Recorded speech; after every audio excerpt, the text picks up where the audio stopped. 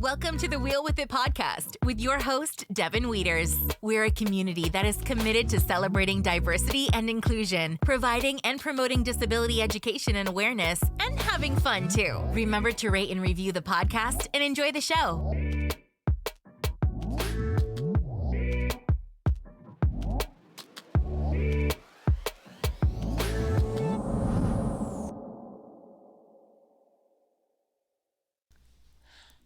Hello, my name is Devon Wieters. Welcome to another episode of Wheel With It.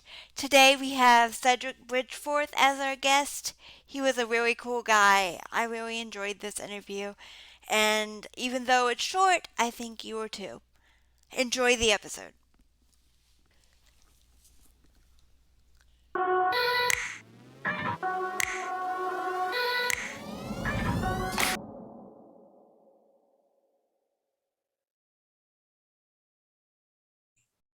Hello. Welcome to another episode of Wheel With It. Today I am here with Cedrick Bridgeforth. Cedrick, how are you today? I'm doing great, and thank you for having me. You are so welcome. But first of all, tell us about yourself, and then we'll go from there.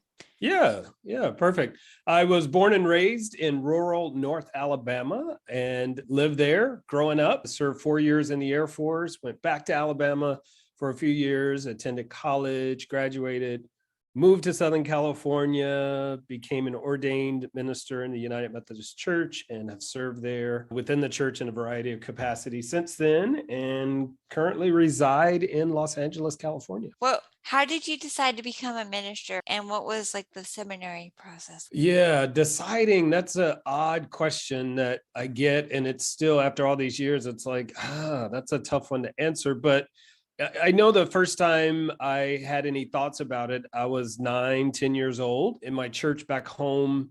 And I had prayed this prayer as part of our regular youth day program. And my grandmother came up after I'd finished. She came and she grabbed me and she grabbed both sides of my face. And she said, "Boy, I'm so proud of you. One day you're going to preach." And I started screaming. I ran out of the church screaming, "I don't want to preach. I don't want to preach." And so that was where it began. And just continuing through my teenage years, there was always affirmation of my leadership skills, my connection with people. I had a desire to be of service to others and really felt at home in the church environment.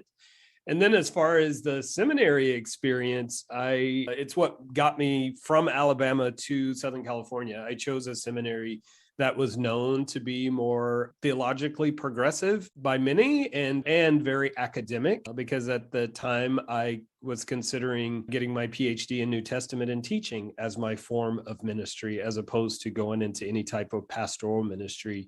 So it was a time of just study of Bible, of worship, church history, how people communicate and congregate, and what to do when that doesn't go well. So all of that was a part of that process.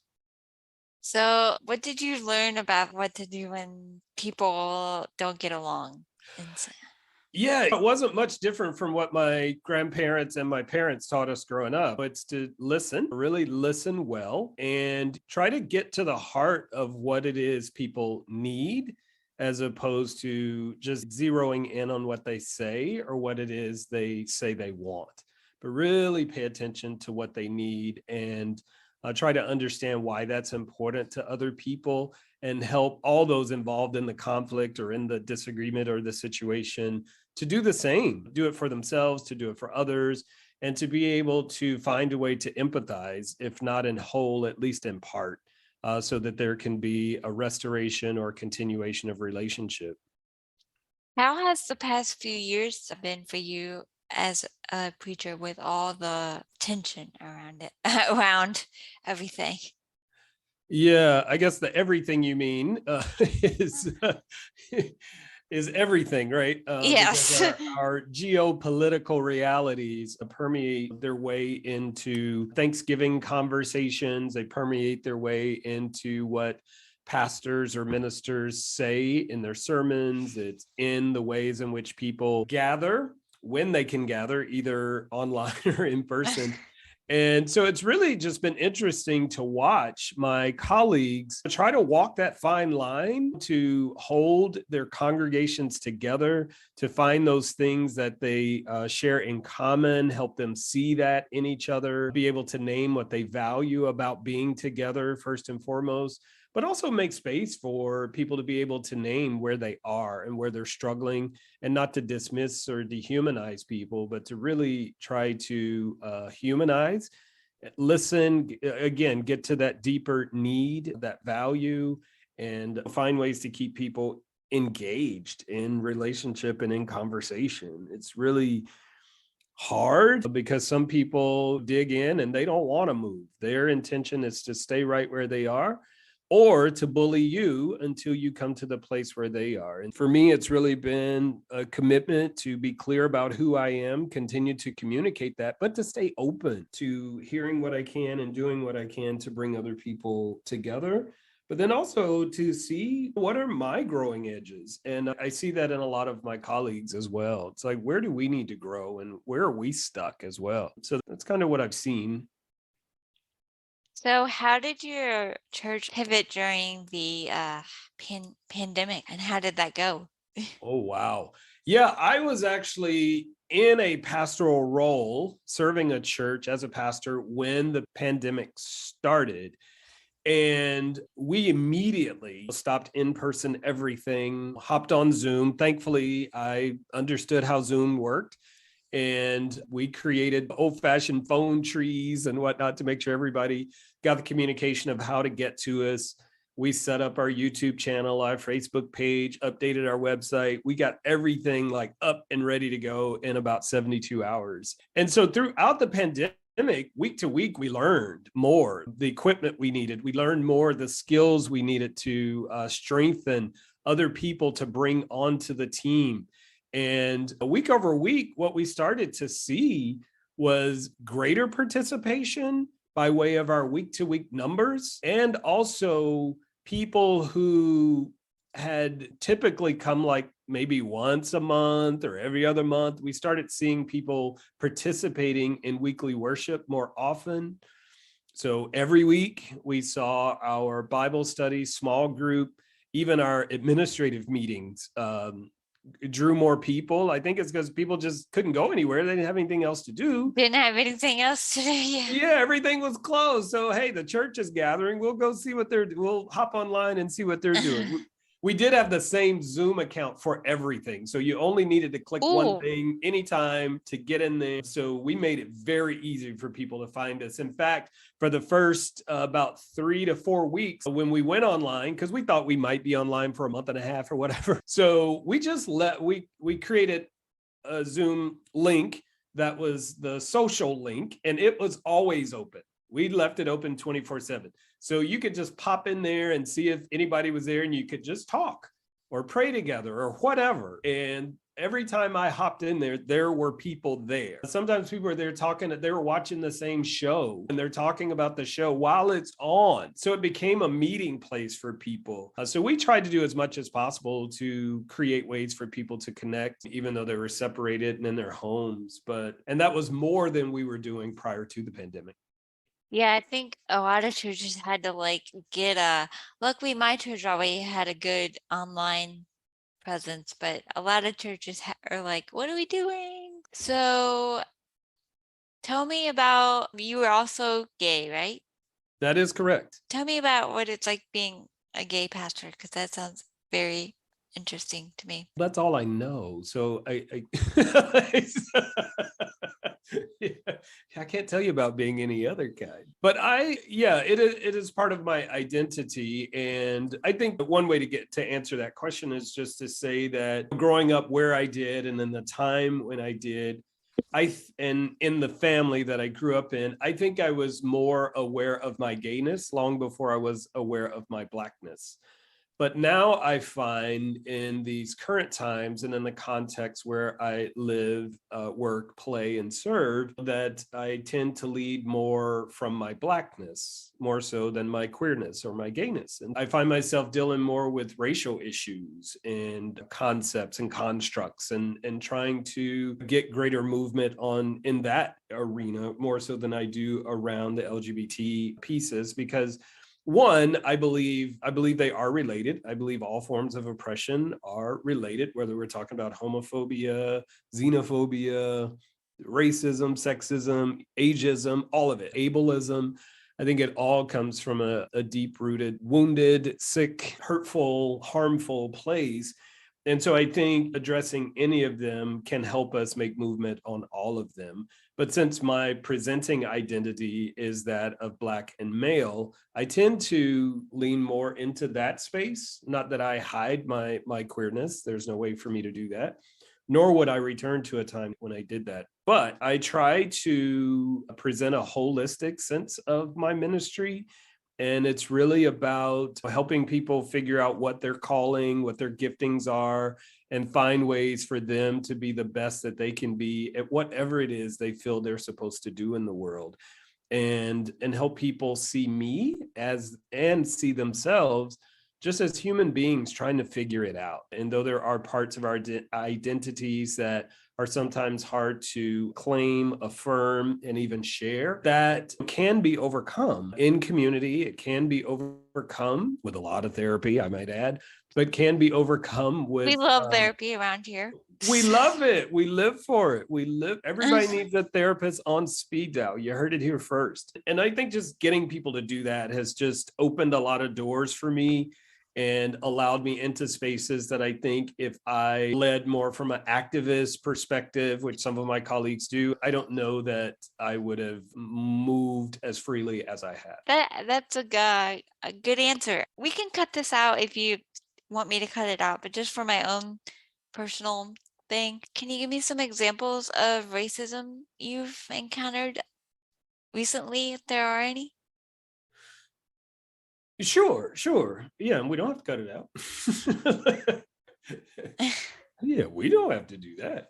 But yeah, I tell people I grew up in rural North Alabama, and I lead with that for a reason. One, I'm proud of that. And I now live in Los Angeles, right in the heart of Los Angeles.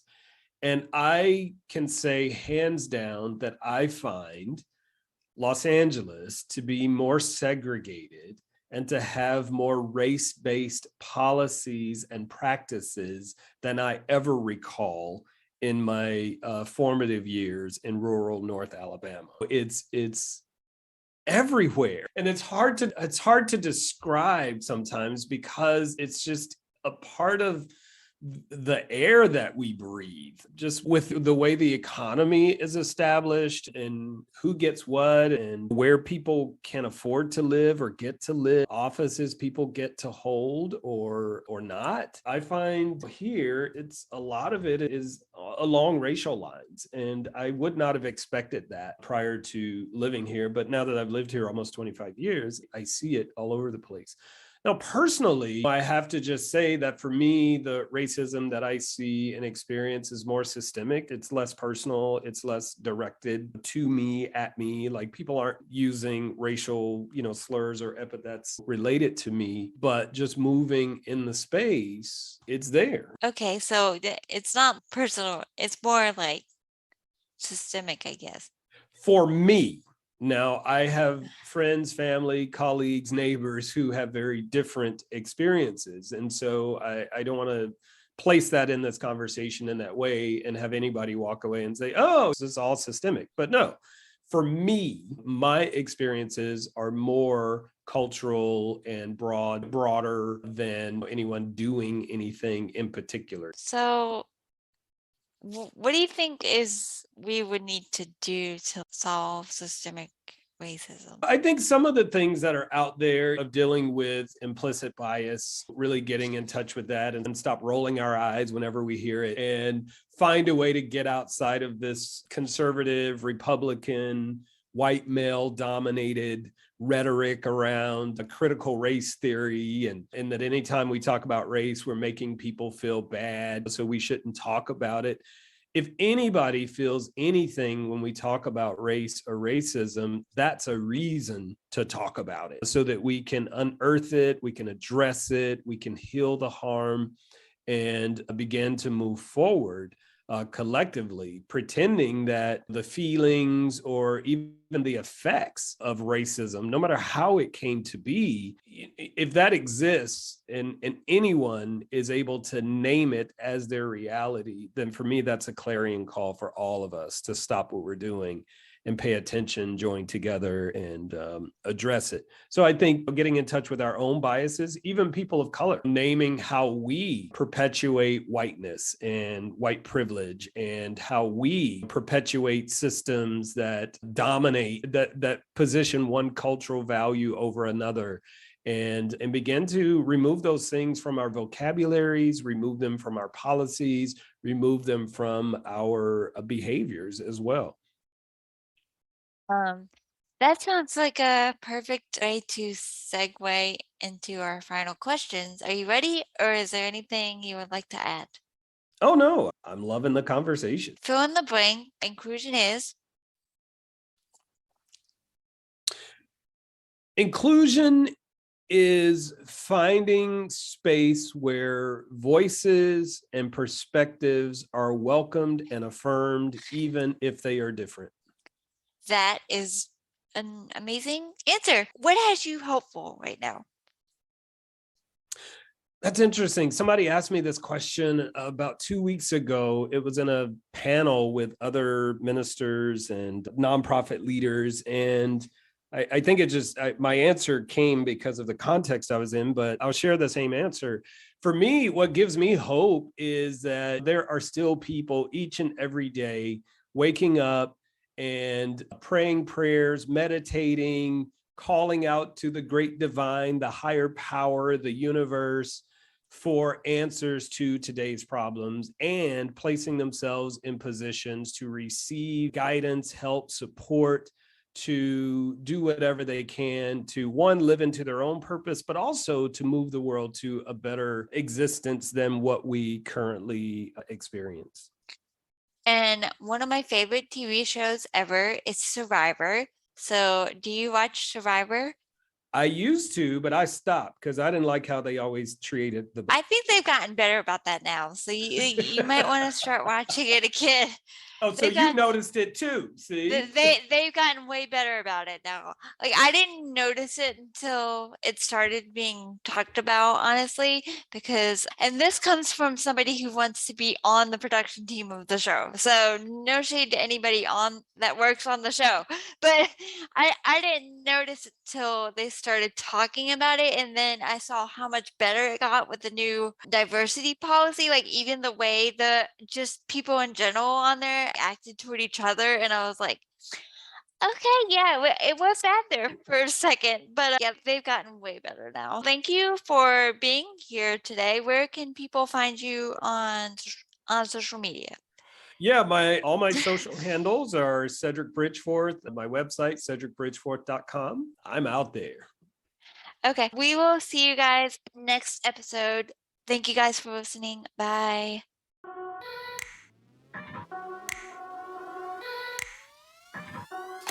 Thanks for listening to Wheel With It. You can support the show by visiting our website, wheelwithit.com, following us on social media, and financially supporting us. You can find all those links in the show notes. See you next time.